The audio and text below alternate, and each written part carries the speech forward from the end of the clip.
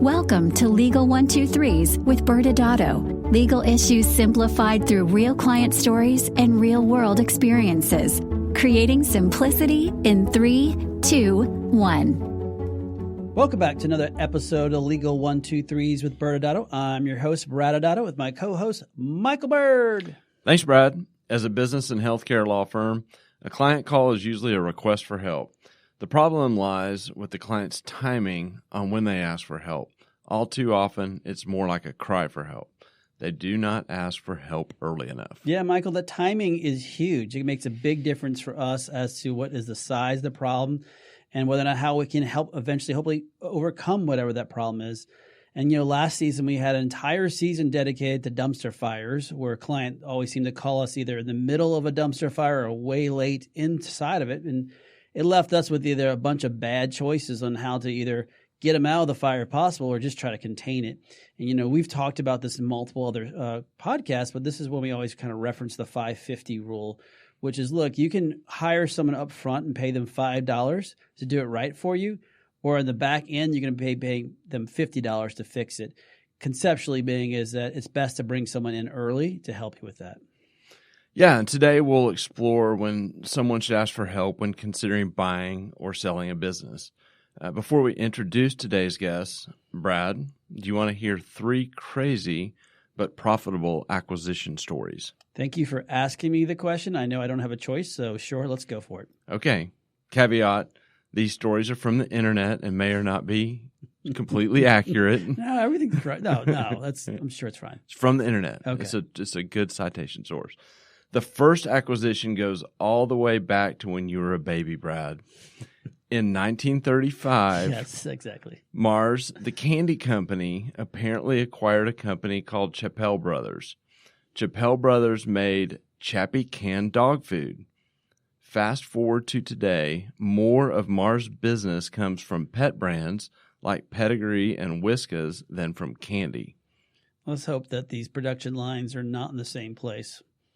Yeah, and I'm really proud of you for resisting, low-hanging dad joke fruit there. In 1965, General Mills acquired Rainbow Crafts, which was the maker of Play-Doh. The food company soon added to the toy expansion by acquiring Kenner Toys. Oh, Kenner Toys. I know all about that company. That basically is the toy maker of my childhood. Tell the audience how that worked out. Well, this new toy line ended up betting on some film in 1977 called Star Wars and licensing Star Wars toys. Yeah, I'm so glad you brought up Star Wars. We definitely don't talk about Star Wars enough on our podcast, and we probably should at least get it in every single episode. Yeah, and probably true confession there for Brad is that you want to have a dedicated room full of Star Wars toys here at the office, and I think you've been petitioning for a bring your lightsaber to work day. I mean, these are all great ideas, and so I'm glad that you're able to help us with this. But I know we have one more acquisition story that we're going to tell our audience about. In 1979, Getty Oil invested $10 million for an 85% stake in a satellite sports channel called ESP Network. This worked out well just 5 years later when ABC acquired ESPN for $200 million. Yes, because what we know is in life, all these stories are really easy to pay very little to get lots out of it. Surely there's a little bit more to it. And because of that, let's bring in today's guest to help us learn more about mergers and acquisition. Michael, who is our guest today? Today joining us is Ben Hernandez. He is a founder and partner of Skytale Group. Skytale is a financial consulting firm with services that include financial advising, M&A strategy, and business operations advice. And we get along well with Skytale because their tagline is deciphering complexity into clarity, which really sounds familiar and similar to our tagline of creating simplicity. Earlier in Ben's career, he worked with an international banking group, with a hedge fund, and financial services and advisory institutions. Ben and co-founder Jessica Nunn also worked together at a CPA and advisory firm. Ben's undergrad is at Texas A&M. Yes, I said it again. We keep having Aggies on here for some reason. BBA in finance, MBA at SMU Cox School of Business. Ben's married and has a daughter, and they enjoy escaping to Colorado to enjoy the outdoors, at least according to his own bio on the Skytale website. Welcome, Ben. Thanks for having me. Really excited to be with you guys today. This will be fun. And, Mike, as Michael mentioned, we have known you for literally over half a dozen years, and I've loved to see how you work with our clients and help them. Can you share with the audience some of your background? Yes, absolutely. Looking forward to the next 6 years, by the way, with you guys. But I think you covered my background pretty well. But I think if I had to summarize it, it tends to be finance heavy. Worked in investment banking, as you mentioned, got my MBA. At the time, thought I'd go to New York to either be at another investment banking group or private equity or a hedge fund. And it was there at SMU where I found HBK, which was a relatively large hedge fund here out of Dallas, and thought, well, if I can do this from Dallas, then that's fantastic. And really happy I did. While I was there at HBK, one of my friends, his wife actually worked at a CPA and advisory firm, and they were really trying to build out the advisory wing. And I always wanted to be a business owner, an entrepreneur. And I still remember Professor Littman. He's one of the co-founders at hotels.com at SMU. And he would tell us the class was conservative entrepreneurship. And he would say, go ahead and found your business now, because the chips get taller and the risk gets more difficult over time to found your business. So I thought, it's a bit of a career shift, but if I can't start my own business, I'd love to help my heroes, if you will, which are small business owners. And that's where they tended to focus. So made a career shift over there. So that was a bit of my background pre-Skytale. Awesome. And talk a little bit about, just what, for those that aren't familiar with kind of your world and how you help, especially kind of pre-Skytale, kind of what those deals would look like and where your experience and expertise would fit in. Certainly. So, pre-Skytale, spent most of my business life analyzing companies or preparing them to sell, one of the two. So in investment banking, we would do everything from raising capital for small to medium-sized businesses to all the way up to taking them fully to public by way of an IPO. So I fell in love with trying to help business owners really achieve their dreams there. And then at HBK, it was on the opposite side of the table. We would actually be analyzing businesses, and it's a multi-strategy fund. So sure, you had some things that were listed on the S&P and the like, but there are also emerging markets, private placements that we're dealing with. So there we were analyzing from the other side of the table, what really is a beautiful business? What businesses are we interested in investing in? And some of the concepts behind that, and how a business really achieves high value. So when we went to the CPA and advisory firm, I was trying to find my way, and they were very healthcare heavy. And it was there that there was this thing called MSO and DSO, and the healthcare industry really starting to consolidate. It's a very fragmented industry, depending on the type of subsector you're talking about. And you saw this beautiful thing of consolidation. And I very naturally fit in there in trying to help our clients. A lot of our consultants there at the time were helping single solo locations who hang their shingle. And we did a very good job, I think, of analyzing them from a external CFO perspective. But then there was this other set of clientele that were wanting to be these entrepreneurs and going from being, for example, doctors to executives. And how exactly do you do that? How exactly do you transition from working in your practice to on your practice, or rather organization? How do you build out your team? How do you scale? What are the concepts of it? And how do you ensure that location 1, for example, looks as beautiful as location 10, and you have that consistency, and you have to do that by building out a very strong team, by setting very strong expectations, and coming back to it. So really just fell in love with that space there. Did you, when you were there and you would build them out, did y'all help exit them as well when they would have transactions? We did not. We were starting to head toward that, and we had a conversation around that. And we definitely saw white space there, where with our client base, we saw a lot of brokers that were very good at selling, for example, doctor-owned practice to another doctor who was interested in acquiring a practice. We saw an opportunity, however, with our clients that were growing to, let's just say 10 to 15 locations, had a significant management team, had significant revenues and significant profitability, or EBITDA, earnings before interest, taxes, depreciation, and amortization, which is a big way that, they were being valued.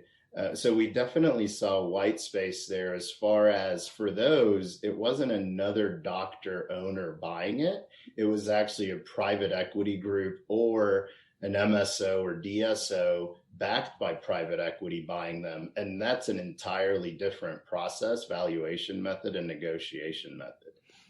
So now talk to us about what has to be the most exciting part. You did decide to become an entrepreneur and you co-founded Skytale Group. We did. As mentioned, my partner and I, Jessica Nunn, we were both at that CPA and advisory firm. We both really loved the services industry. We loved the healthcare industry and various subsectors within it. And you just touched on one of the opportunities, the M&A side. As we really got together, we wanted to found a firm that was consulting first and foremost instead of an ancillary. And what we really mean by that is we found great value in providing a true CFO to our clients that maybe we're not at a revenue level to where they can truly pay for one or should pay for one in-house. We wanted to provide that same level of service to our clientele. And specifically what we're talking about is the history is important, which is what a CPA is very good at. It's putting your taxes together, putting your accounting together, which is everything historical up to today. We really wanted our core to be everything from today to 3+ years from now, and driving it that way, and that being the core of the business. Within that, we really wanted to then realize who is exactly our client and why. And our client, we touched on it a little bit, is healthcare, for example, a subsector within healthcare that is fragmented and consolidating, or has the ability to consolidate, because we think there it takes advantage of all of our services. We can take let's just take an example client that is starting his or her own practice, and we can stay with that client in perpetuity with a single location and act as their external CFO, bring that financial clarity to them, make sure that their profitability is where it should be, that any strategic discussions or decisions we can have. We then also wanted to be able to service that client who maybe thinks one day, I actually want to scale to 15 locations. How do I do that? We can move that client over to our management consulting side, where we're talking about putting a team together, a management team together to start servicing each of their future locations and what exactly that looks like, and walk with them every step of the way. And then finally, if and when they get to that 15th location, if they do have some sort of exit strategy, sell strategy in mind, we can actually fully take them to market. And we really wanted that whole circle to be closed, because one side leverages the other. If ever in our consulting clients, they want to know, hey, what does the market look like? We have real life experience in exactly what it looks like. What are the multiples? What do the buyers like to see or not see? We're really able to drive them by real life experience. Conversely, on the M&A side, we are driving these clients to scale and to prepare them for sale. So when we're putting a book together, we actually already know all of the metrics. We already know how they're going to be forecasted, why that forecast is a good forecast. And we think that it adds a level of validity to buyers because we are in this space and we are actually doing exactly what they're trying to do as well on a smaller scale. That's awesome. So, Ben, when Michael and I started this podcast, we were talking about last season all being about dumpster fires. And this season, one of the things we learned with the dumpster fires, often they weren't picking up the phone and asking for help. And so for this season, for the Legal 123s with ByrdAdatto is, when should I ask for help? And so with that background that you have, can you share a story where a client just failed to ask for help? Yes, absolutely. The thing that immediately comes to mind, unsolicited offers.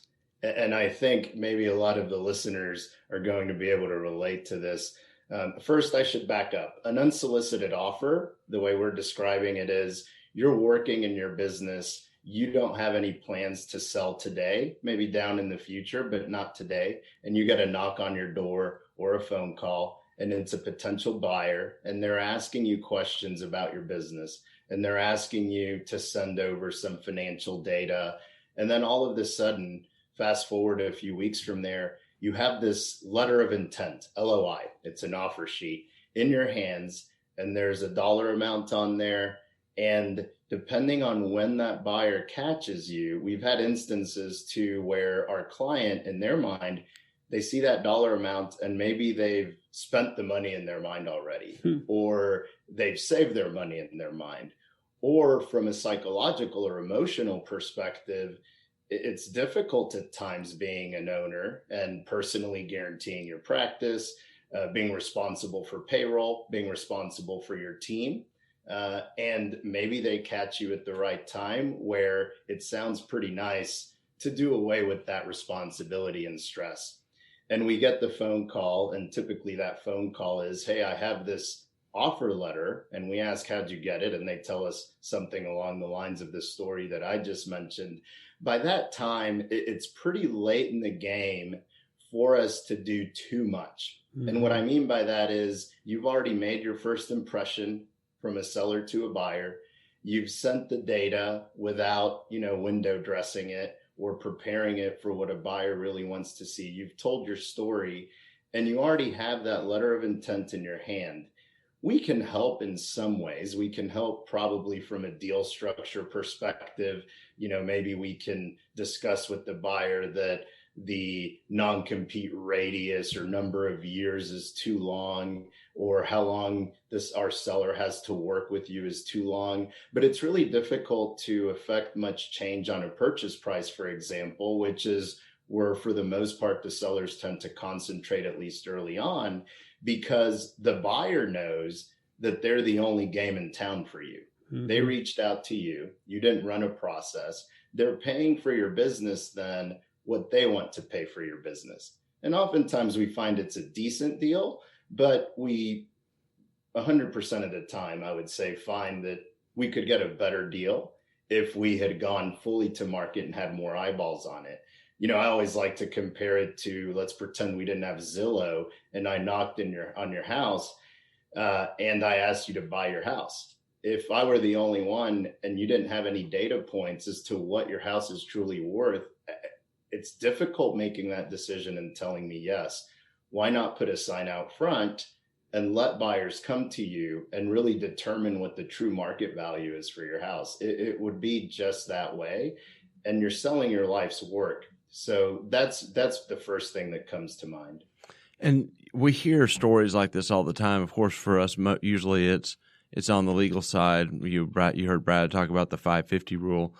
When's the ideal time for a business to ask for help? And is it even if they're not necessarily looking to sell their business, is there something they can be proactively doing in case, that event arises?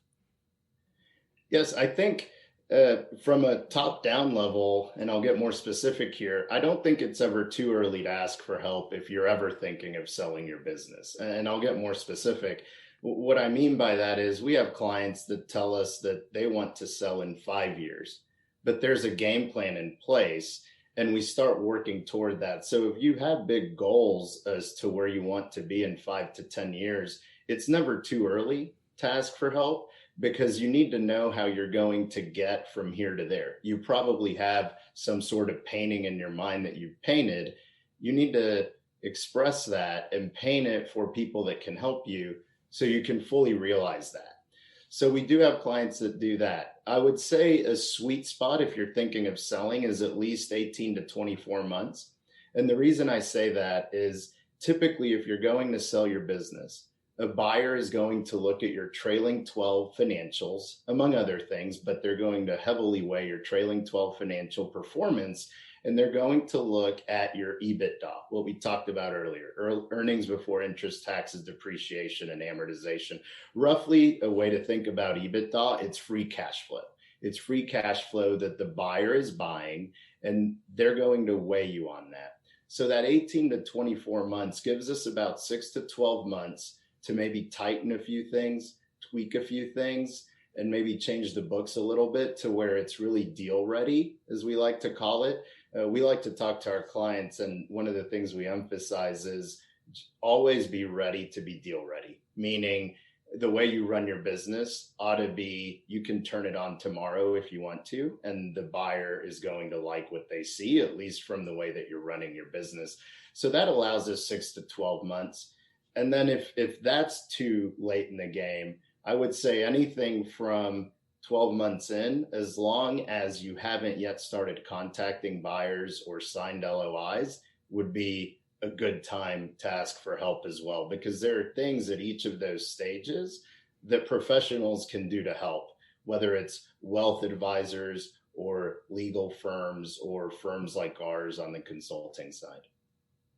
Yeah, those are all great points. And I think it's fascinating. We often see the case, as you said, that someone just doesn't realize the ramp up time they need to really prepare themselves. I always call it the underwear drawer. Hey, if you're bringing someone in to acquire you, you're going to have to show them everything, the good, the bad, and the ugly.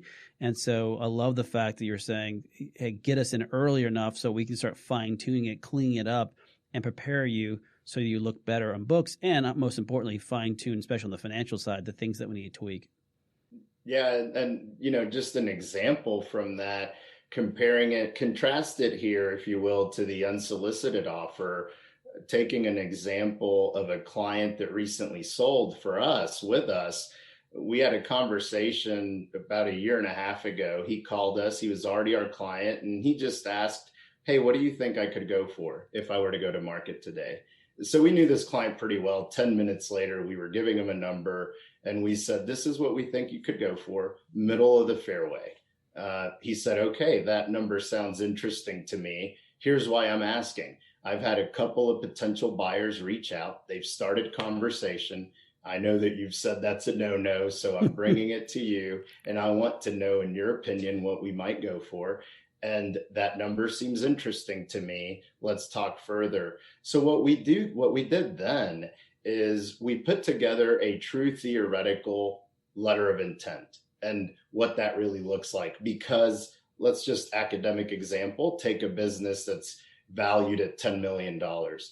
We want to be sure that anyone out there realizes that it's not $10 million that's going into your bank account the day of close. Typically what deal structures look like is, what we did with him is, let's just say it was $10 million. We said, well, as a buyer, I know that this business does not work without you. Your patients depend on you, what have you. So I'm going to ask you to roll 25% into my firm. In other words, 2.5 million of that 10, I want you to reinvest into the buyer firm so you can have some skin in the game and be motivated, and ideally not nosedive the business. That's a buyer's perspective. Hopefully that 2.5 million of equity turns into something really nice for our seller. That's a longer conversation.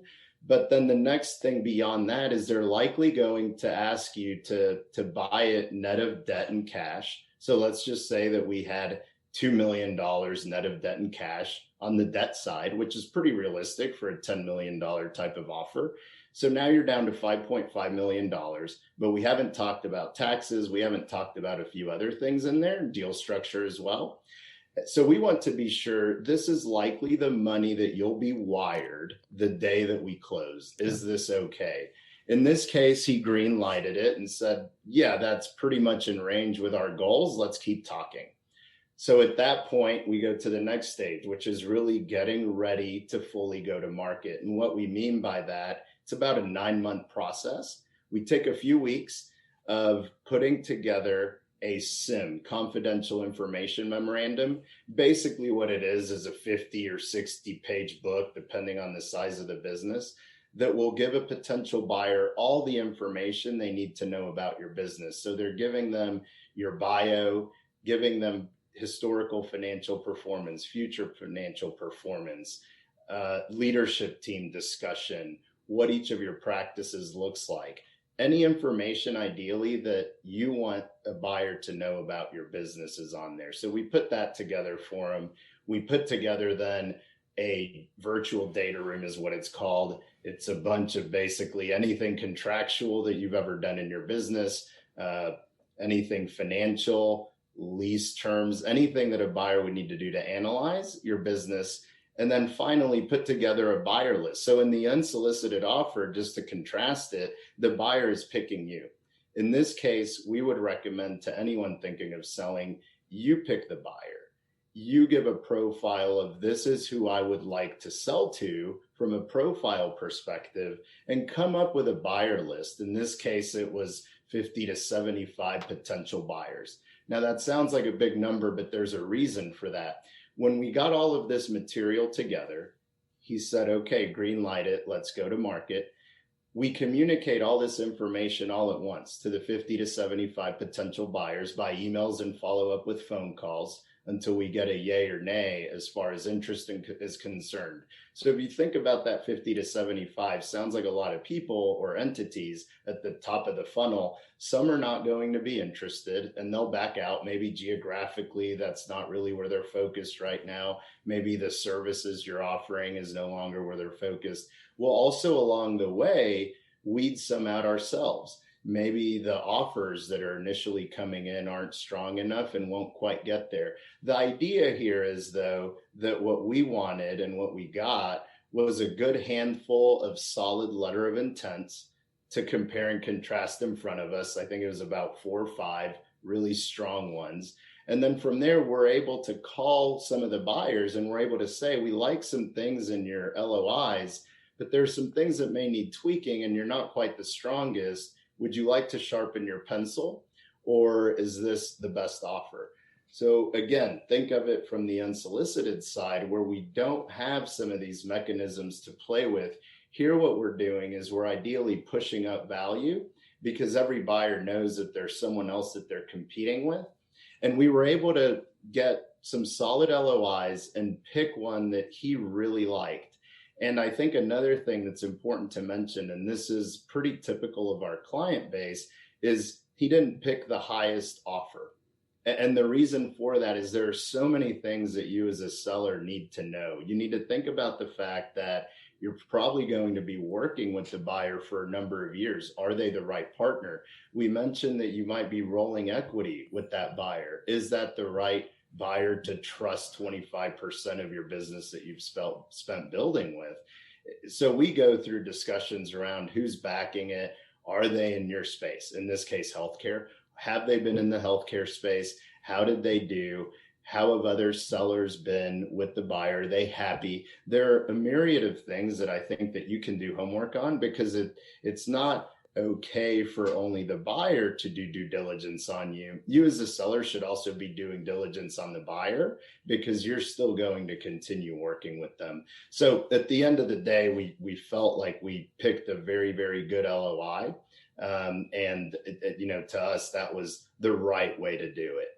And he was compensated for it. That's awesome. I mean, those in the audience, hopefully you're as excited as I am because I love hearing these great stories and all, but knowing the nuances that have to go into these deal points. So Ben, we are so grateful that you could join us today on the Legal 1-2-3s with ByrdAdatto. We're going to say goodbye now and go to commercial. And on the other side, Michael and I will share a little bit of legal insights that we have from today's episode. So thanks again for joining us. Thank you. Thank you so much for having me, Michael and Brad. Always love spending time with you guys and hope your listeners got something out of this. Awesome. Many business owners use legal counsel as a last resort rather than as a proactive tool that can further their success. Why?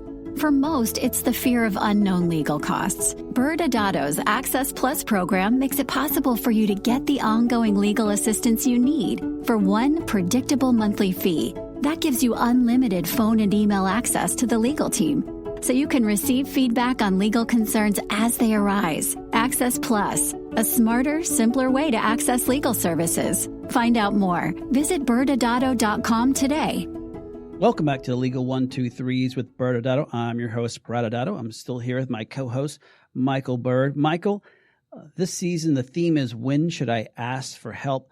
You know, Ben brought up some great points on trying to make these plans work and all the process you go through with a letter of intent. But based on some of his thoughts, what are some of the takeaways you can share with our audience today?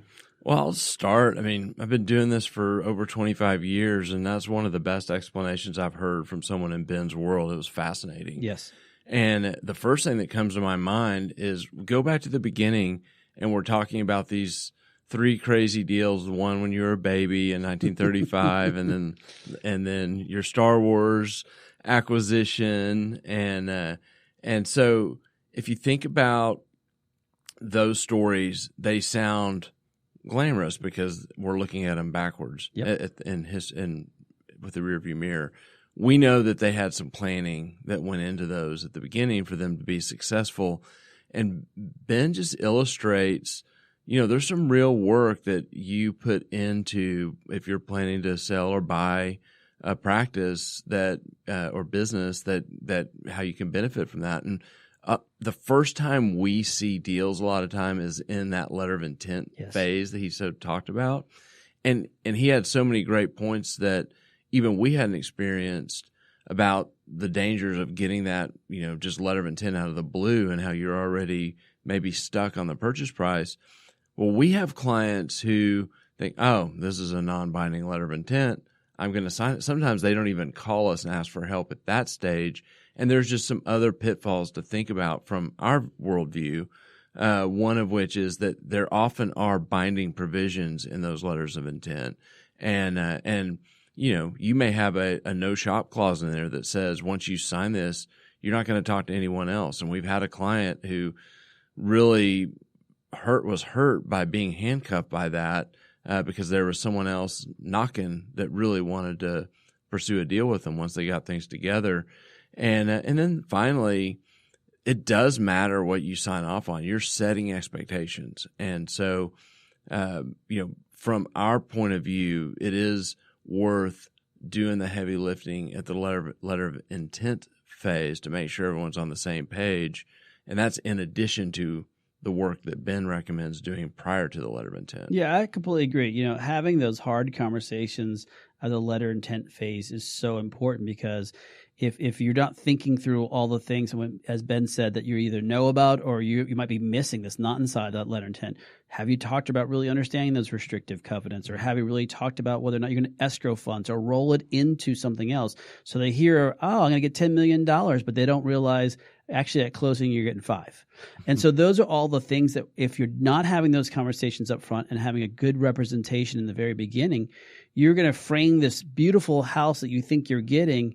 And in reality, it's not as beautiful as you think. And now you've been running with this wrong pack. And as Ben said, don't use these unsolicited. Look at these other ones where you can go out and you can be saying, these are the 3 or 4 different people I like, and I'm going to take a piece from this person and a piece from this person, and I'm going to develop, in my case, the best buyer for me. And that doesn't always mean the highest price because I'm looking for someone that I think is going to help carry me forward to the next stage. So I loved the closing parts were so important, what Ben gave on that piece. Completely agree. Excellent. Join us next Wednesday when we discuss tear-soaked pizza. Thanks again for joining us today. And remember, if you like this episode, please subscribe, make sure to give us a 5-star rating, and share with your friends.